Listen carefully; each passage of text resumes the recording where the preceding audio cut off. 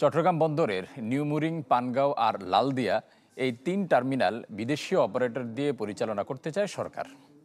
Economic reporters forum আয়োজিত সেমিনারে নৌ পরিবহন সচিব জানিয়েছেন, কোনো অবস্থাতেই বন্দরের পণ্য ওঠানামায় বাড়তি ৪১% ট্যারিফ কমানো হবে না।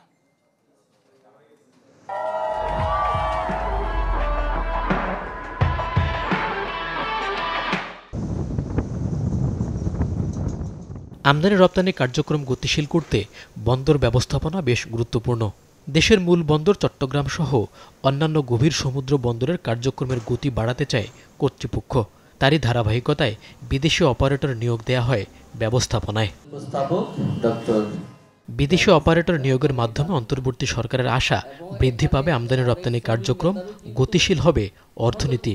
সে ধারাবাহিকতায় আগামী ডিসেম্বরের মধ্যে নিউ মুরিং সহ ৩ বন্দরের পরিচালনা তুলে দেওয়া হবে বিদেশিদের হাতে। ইআরএফ আয়োজিত সেমিনারে নৌ পরিবহন সচিব জানান, কোনো অবস্থাতেই পণ্য ওঠানামার বাড়তি শুল্ক কমানো হবে না। আমরা যখন চিটাগাং পোর্টকে যখন দেখি শিপিং মিনিস্ট্রি থেকে দেখি যে গত 50 বছরেই আরেকটা সিন্ডিকেট ওখানে। এখন আমরা ইন্টারন্যাশনাল অপারেটর যারা আছেন তাদেরকে আমরা দেওয়ার জন্য চেষ্টা করছি, এবং আমরা এটাও কিন্তু অ্যাডামের আমরা ডিসেম্বরের মধ্যে আমরা মোটামুটি 3টাই টার্মিনাল আমরা দিয়ে দিব। কারণ আমরা দেখেছি এগুলো যদি না দিই তাহলে আমার কোনোদিন পোর্ট ক্যাপাসিটি কোনোদিন বাড়বে না। সেমিনারে সমুদ্রগামী জাহাজের রপ্তানির সম্ভাবনা তুলে ধরে বক্তারা বলেন, তৈরি পোশাকের বাইরে অন্য খাতে কাঁচামাল আমদানিতে সুবিধা দিতে পারলে রপ্তানিতে পণ্য বৈচিত্র্য সম্ভব, যেখানে বেশ সম্ভাবনা রয়েছে জাহাজ শিল্পের। ইতোমধ্যে $20 কোটি ক্রয়াদেশ আছে জাহাজের। ফলে নীতি সহায়তার পাশাপাশি এই খাতে দরকার দেশি বিদেশি বিনিয়োগ।